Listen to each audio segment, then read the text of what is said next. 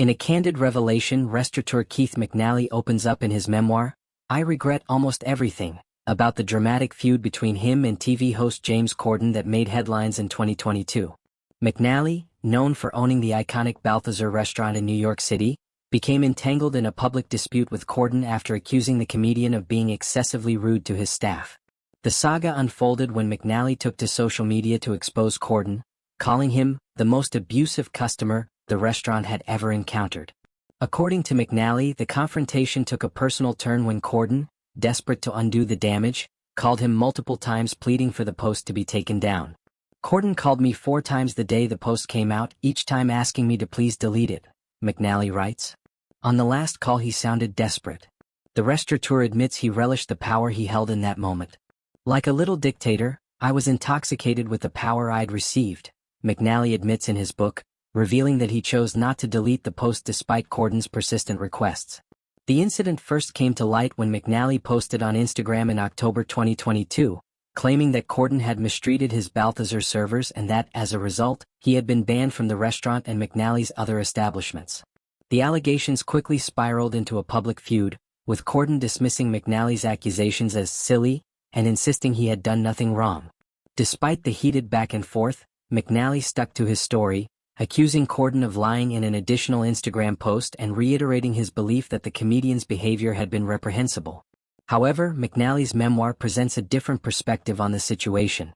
In it, the restaurateur acknowledges that he may have been more motivated by a desire for approval from his young staff than by a true sense of justice.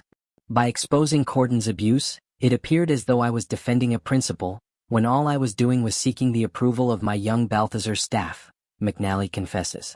He goes on to reflect on the monstrous nature of his actions, noting that he had never witnessed the alleged incident firsthand. "I'm not suggesting Corden didn't deserve the backlash from my post. The B probably did. I'm just saying I didn't see the incident I wrote about that, to some degree, jeopardized his career," McNally writes. This admission of guilt marks a significant shift in McNally's attitude towards the entire situation. He recognizes the harm that his actions may have caused to Corden's career and acknowledges his own role in escalating the drama. In a moment of self-reflection, McNally even confesses that he has likely behaved worse than Corden in his own life but hasn't been able to bring himself to apologize for his own past misdeeds. "I've probably behaved much worse than Corden," he writes. "But I wasn't man enough to apologize." As a result of his newfound perspective, McNally lightheartedly jokes about lifting the ban on Corden, stating, "For this reason, I'm going to lift the ban on Corden and impose one on myself instead." The remark adds a touch of humor to a situation that had previously been fraught with tension and public criticism.